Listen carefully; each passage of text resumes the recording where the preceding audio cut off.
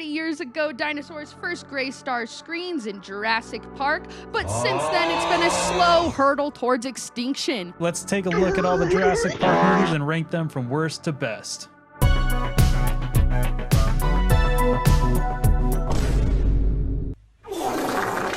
You know, at this point in the series, we just had so many characters that I just did not care about. I feel like the legacy characters were boring. An hour in, I looked and I was like, holy shit, we still have an hour and a half left of this movie. I want to watch a Jurassic Park movie for the dinosaurs. And in this story, it felt like humans were like having their moment and going on this adventure, and dinosaurs were just kind of there.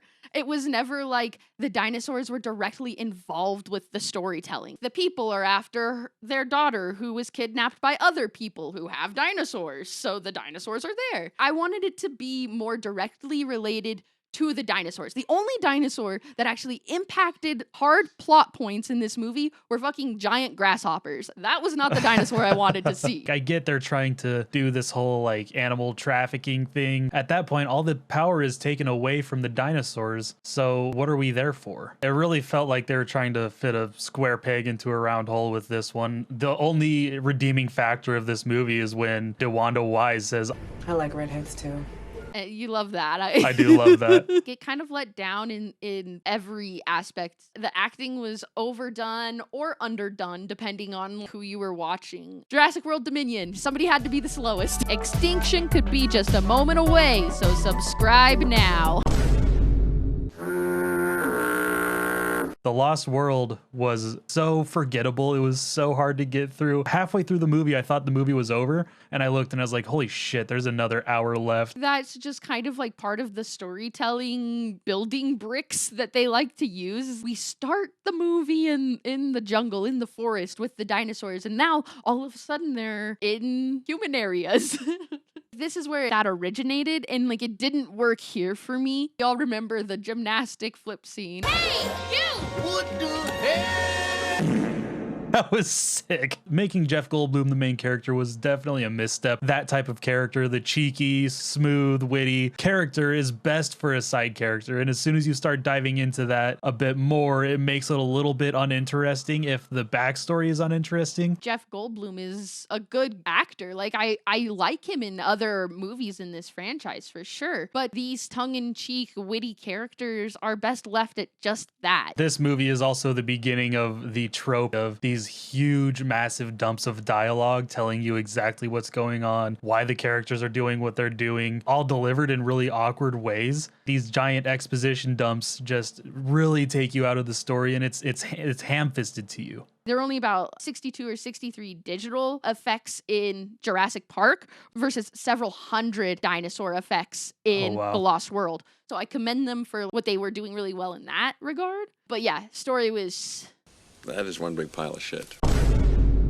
Oh, brother, this guy stinks! Fallen Kingdom, it was actually where my hopes and dreams for this franchise fell. It's sad because I wanted it to be better than it actually was, but I think the main takeaway I got from this one was just how annoying the characters were. We get these characters that are so obnoxious and introduce the little girl that is also so obnoxious. For the grand majority of this film, it is just very slow, exposition-y. Yeah, dialogue dumps. It's too slow to really like keep your attention. So by the time the fun stuff does happen, it's like, I'm over it though. It opens with a fun sequence that kind of sets the tone, you think, for the rest of the movie, and it kind of draws you in. So that was definitely a positive. And then the ending was pretty cool as far as the Endoraptors design and the killing spree goes on. But even during that sequence, there's so many moments where you have to suspend your disbelief, like the little girl running away from that Endoraptor. This thing was genetically modified to kill and is chasing this like 8-year-old girl. And in reality, she would have gotten torn apart like a fucking bunny rabbit. There's times where it's like they're running away from these dinosaurs on foot. There's like motorcycles at full speed that are barely getting away from these. How are you running right now. I feel like none of these movies have the balls to be like, no, we have to kill off every dinosaur because they're dangerous to humans, even though that's what it's alluding to. And it's saying that we have consequences for saving them. It's saying that we probably shouldn't save them, but it never has the balls to be like, all right, we're not saving them anymore. As long as there are dinosaurs still alive somewhere out there, they can continue making these movies. The T-Rex was so much better when he was the big bad guy. Fallen Kingdom is one of the few where they kind of break away from that and they go more like this raptor route, completely to do with Chris Pratt's character. They capitalize on his training of the dinosaurs so much. It just progresses more and more to the point of complete disbelief. But it just gets to the point where it's like, well, okay, any dinosaur you walk up to, he's the fucking Caesar Milan of dinosaurs or some shit. In every other instance, it is a wild animal that is going to kill you. Like, that is why they're scary in these movies. You can't just have them being trained like fucking lap dogs. It makes the same mistakes as the others on our list so far. But at least it took the time to show us some like really cool, unique shots and had more dinosaur influence than the other two.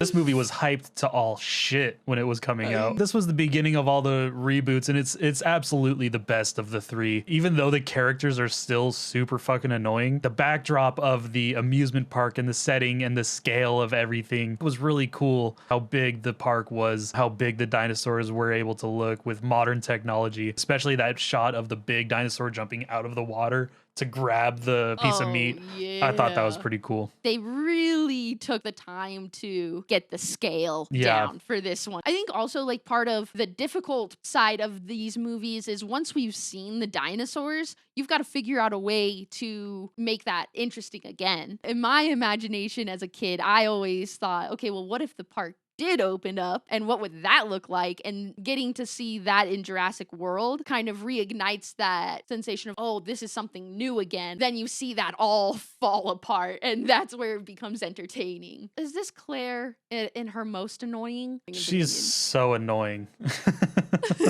Anytime there's a kid around her, her main motivation becomes, let me get this kid to like me, only to lose out to Chris Pratt's character every single time. I don't buy into her and Chris Pratt's relationship at all throughout any of the movies. It's just oftentimes cringy and unnecessary scenes. With that being said, though, it was pretty sick. We can shit on the acting and we can shit on some of the continuity, but at the end of the day, they made a really cool looking movie, and the storyline, it holds up better than any of the others in the Jurassic World trilogy. It was the least complicated of the three, and I think that's why it was the best one.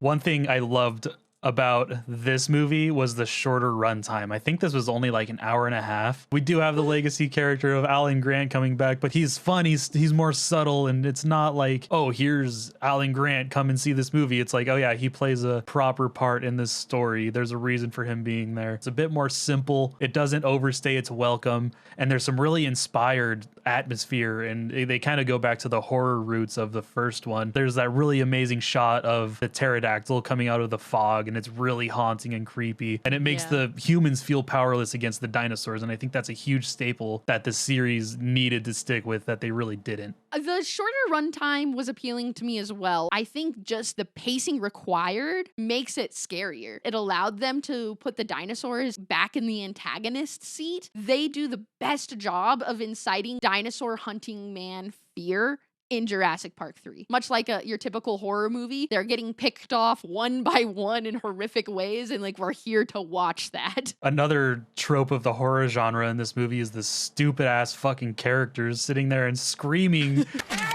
Are you all right? Some people just got a big mouth. The character of Alan Grant, like you were saying, is pretty interesting in this one as well, just because obviously he wasn't in The Lost World. And now when we're reintroduced to Alan Grant, he hates dinosaurs. He wants them to be extinct. He wants to dig them up out of the dirt, and that's it. He doesn't want to even talk about what happened at Jurassic Park. He kind of takes charge and operates with these bumbling idiots. I really like Alan Grant in this movie. Jurassic Park 3, they sort of bury the lead a bit. You don't see every inch of every character's motivations. You still are left with some questions, and that leads to some reveals later on in the movie that are entertaining and engaging. The story itself in Jurassic Park 3 was better. The characters still could have used some work, but the story was good, and the horror elements were awesome. And that's why I really, really liked this one.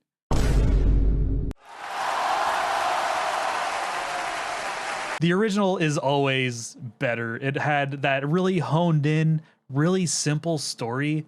It felt more personal with a smaller cast of people. The characters were interesting. The dialogue was more engaging. There was a clear vision to this movie, and it felt like it was supposed to just be one movie, but then it made a shit ton of money. It rocked the world, and then it was just, obviously we're going to make another one. That was Steven Spielberg's mistake, though. He should have just left it at Jurassic Park. There's a reason why everybody puts it at the top of their list. A lot of those reasons are the CGI integrated with the practical effects was revolutionary at its time. Those were unseen, unheard of kind of effects. Capturing that spectacle on screen, that magic of movie making, what Steven Spielberg is known for, there was boom, lightning in a bottle once again for Mr. Spielberg. This movie stands the test of time because not only did it look great, but they actually took the time to construct a story that makes you think maybe that could happen. You don't have to suspend your reality nearly as far to believe that dinosaurs are here in the modern day world. It's the easiest one for you to buy in right away. Dinosaurs could be here. It is such a grounded story. The contrast between Dr. Grant's whimsy and curiosity towards dinosaurs, and he sees the beauty of them, but he also has this deep-rooted fear because he knows what they're capable of. He knows they're violent creatures. It really taps into that fear of how brutal these dinosaurs can be. It has purpose and meaning far beyond just what these other movies are trying to give us. Jurassic Park actually takes the time to give us interesting characters that have full development and could exist in this world. All of the dialogue, even down to like Ian Malcolm, who we were just talking about his characters riding a wave of intelligence, it seems. Even in this first one, he brings really constructive thought, and his dialogue is well delivered and really thought-provoking. It's just not like that in any of the others. And it really leans into the horror aspect of the dinosaurs, which was really what was missing from all of the other ones except for 3. There are moments where you go, oh yeah, Steven Spielberg did Jaws. This feels like Jaws hunting the kids in the water. He knows how to make a monster scary. It's just such a shame that got lost in his attempt at a sequel. You take away the scariness of the dinosaurs completely, and these movies fall apart. That original Jurassic Park was a huge shock to people, and the first time we got to feel that kind of terror with dinosaurs, I should say. I'm glad we don't have to watch these movies anymore. I probably won't watch any of these movies other than 1 and 3 for probably the rest of my life.